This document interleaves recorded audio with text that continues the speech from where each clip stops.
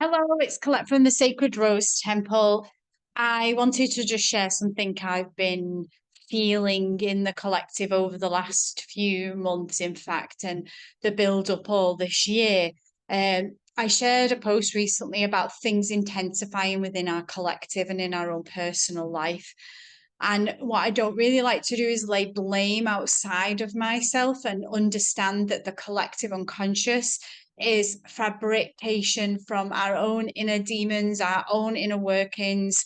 We manifest into the collective all the shadow that we have not dealt with. We manifest into the collective all the good things that we've also made conscious and brought into the world. So it's that duality, it's that polarity of living that we are dancing shadow and light. We are in shadow and light. We're not in wholeness. We've not reached enlightenment as an individual or as a collective. And so we're seeing the dualism of life happen before us and inside of us. And that's why I've been really dedicated to working on the shadow aspects of myself while trying to balance that with the good things about me so I don't get caught up in doom and gloom, and so that I understand that I am made up of shadow, and I understand that there's also really wonderful things about me, and that those things are born through me when I face the deeper shadows. So I just wanted to say that before I go on about what we're experiencing. If you know me and you've followed my work, you know that probably from 2017 that I've been sharing about the intense kind of Kali yogic time we're living in as the collective unconscious shadows come up to be surfaced and to be seen so that we can enter into a new phase of humanity. When we're looking at this idealistic way of life and of a more spiritually connected, more, deepened life with the feminine and the masculine integrated within ourselves and therefore as a representation around us, we have to understand that it's going to go through a really turmoil state on our planet, and the shadow needs to be lifted. And what we get in the macrocosm is a reflection of the shadow so that we can begin to make sense of it within ourselves. So, for example, we're seeing a lot going on with war. And that is asking us to take a look at the wars within ourselves, the conflict that's still happening within our own body. We're seeing a lot with racism, so that is a preempt to look at yourself and find the ways that you are still racist. I'm the first to say I'm not a racist person in a multiracial relationship. I have, mixed race family, and I know I still hold prejudices. And I think it's up to all of us, nobody excluded, no story excluded, because we've all been under some colonial infliction of entrapment through our ancestry. We've all had enslavement. I know I have through my Celtic history. And it's not about, it is your personal story. It's super important that you know that and what happened to your people, and to be angry about that and to look for justification as to why that happened. But inherently, we all have a racist nature. And unless we've identified the racist complex within us, then we can't really say that we're not racist. So I've looked at my racist complex. It's not pretty. And I am racist against my own people, hating the word English because I feel I'm more Scottish and Irish, I'm more Celtic of origin, and feeling that there is this space that I hold beliefs about certain people. I make prejudgments on certain people. As a somatic therapist, I had to go through like a deep study of what my biases were, and I was ashamed to find out that I was more positively biased towards people of color and actually very negative towards white people. And that was a whole body of work that I had to work through to try not to be biased towards anybody. So, really doing some deep work on our own racism, actually saying, I have a racist complex, we all do. And who is that racist against and why? And then looking at what else is out there, just the destruction of Mother Nature and how we do that. We are all party to that. Our use of water, our use of consumables, our use of electricity and energy, and how we don't really understand the the energy it takes to get the energy. I live off grid here, and to get water from the well or from the spring is labor intensive, and most of us just turn the tap on. I do that for my shower. And when that water comes through the shower and I realize how much water that's taking and I don't have to carry it, I'm kind of more appreciative of it and try to use less of it. So we could all do better there. All of us still need to cut back on products that cause so much recycling in my household. So there's areas that we can work on. And I mentioned about the sports, about what we're seeing in the collective at the minute within the mainstream media. I'm really trying to look away from the Olympics. I really am, and I know that the whole energy of the Roman amphitheater, that whole collective circus, anything that induces mass, I'm going to say mass psychosis, mass following, has a certain energy to it. And if you are able to just sit down for a moment and just tune into the Olympic energy and where that actually originates and comes from, and all that, it's turned into sportsmanship, should we say now. And the original roots of that is not the same. It was lions tearing women apart, men being slaughtered in gladiator fights. I'm not going to go into the gruesome detail. It's there for you to look up and know about through your own historical lessons. But the whole energy of the Olympics to me, it's always been off football matches, things like that. I am not interested in. I think there is a mass psychosis that happens, and I think people's energy could go into much better things. How about we do a mass psychosis cleanup of this planet, or that we help the homeless on a mass scale? Those things can replace these things. And I'm not going to change the minds of people who are really, really focused. Those that get up in the morning and put the TV on, those that watch the BBC and the news. I'm not going to change your minds. So you don't even need to enter into this debate with you.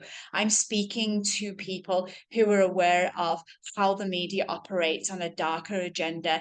I'm talking to people who are beginning to awaken to the colossal destruction of the people through believing governments and believing structures are good for you, when really it's all about control and about owning and making money from. We're still in those times. Anybody that thinks we're not in the times of the king and queen where they made money from the peasants and they lived in a really luxurious life off the back of people's hardships and work and death are deluded. They're deluded. We still live in those times.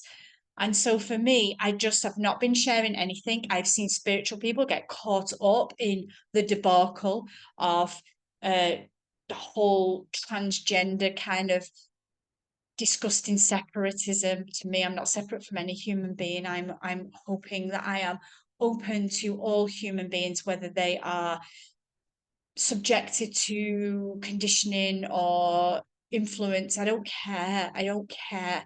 But what I do care is that I'm empathetic and try to be understanding of everyone, even those that don't hold the same beliefs as me. I think that to not understand that you're being mind manipulated by all the posts, even the one I've shared today, I've shared the sexualization of men. And I know it's got me because I'm into non-sexualization of men and women. And so they've sucked me in, and I couldn't help but share that it's not okay to sexualize people, men as well. And really the teaching that I wanted to come from there was from feminine mystery teaching, in that I don't want to be sexualized. I think the sexualization of women is horrific, and I've been fighting against that most of my life. There's one of my wars. And to see it happen to men doesn't make me happy either. And I've seen women thinking that that's funny. And if that was a woman, would we be as, as joking about it? But really, it's a sucking, it's another sucking.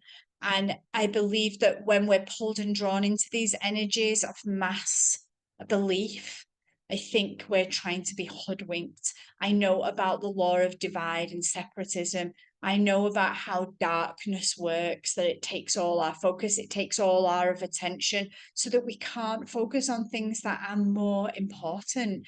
Right now, the amount of money that's gone into the Olympics could be so much better used. The world's at war. The world is arse end up, and we are pumping billions and billions of pounds to spectate something that originates from quite horrific, energetic, and humanitarian, you know, torture of people. So I just want us to be those that resonate with what I'm saying, to just be super aware of where we're pulled in. I'm not going to share anything more about the sexualization, but it just ruptured out of me. And I'm going to be, I come away from all the posts. I do. I really want to come away from all the media hype around my country's better than your country, we're this, we're that, anti-transgender, anti-male, anti-female, anti-culture, whatever that is. I want to work more on bringing people together. I want to work more on healing us, that our world looks different. And if that's not our focus at the moment as we move through 2024, then we're on a worrying trajectory, aren't we? So I'm saying this from a really passionate place. I'm saying this from a place that I hope, if you're not aware of the darker agenda, we might call it, but that darker agenda is coming from a deeper space within our own shadow, that we are having to do the work internally. We're having to eradicate separatism from Mother Nature, from our fellow man in all areas that it creeps up. We have to stop sexualizing each other. We need to come into more love and compassion and care. We need to know that where there's mass amounts of money being generated, it should be going to help our people. It should be helping humanity. It should be helping those that need it the most. That's where we need to be headed to be able to come through this Kali Yuga alive, shall I say, because if we don't, we will be eradicated from this planet. We really will. Mother Nature will just get rid of us. We won't see that in our lifetime, I don't think, but I know we're always on the knife edge of it, so I'm never going to say never. I also want to state that as we come up to 2025, 2025 is going to be a critical year of our spiritual evolution and of how we negate our own spiritual prowess, owning who we are, what we've learned, the knowledge we've gained, and using it regardless of whatever unworthiness is there, whatever woundings lie within us, just stepping up and standing in and say, I've got medicine in me that can help this world. I have medicine in me that is useful, and I want to find out what that medicine is, or if I know it, I'm going to use it regardless. There'll always be forces that come to try to take you down. There'll always be forces that come to question you. There'll always be forces within that try to pull you back down into the crab pot. So I want you to climb out. I want you to know that as we go into a significant 2025, whatever you've got to offer, whatever it is, if it's more connective, if it's more holistic, if it's more about pro-humanity, if it's more about deeper connecting to Mother Nature and how she needs us to step up right now, then do it. Do it. We are coming into the Lion's Gate tomorrow, the 8th of the 8th, and 2024 is an 8th year as well. So it's a really deep portal. Is about just giving yourself some space tomorrow to stand there as a conduit for the divine, for the goddess, for Mother Earth to work through you. Say, please use me as a conduit to create this world as a better place. Please allow me to step into my medicine. Please let my ancestors support me in bringing that ancient medicine back through me. So big love to you all. I may have time to come on tomorrow. I don't know. I'll be in the middle of my own ceremonies. I'm a deep ceremonially and ritualist, and I like to do that on my own. And so, I know part of me stepping up and coming into more communal ones. But for now, I really want to embody 888 with the message to the planet that I am a conduit of peace, that I am working on myself so that I can aid what needs to change on this planet at a much higher level than I have been. And I'm here to support others as they do the same. So big love, pull out of the drama, step into your own inner work and healing. Bye for now.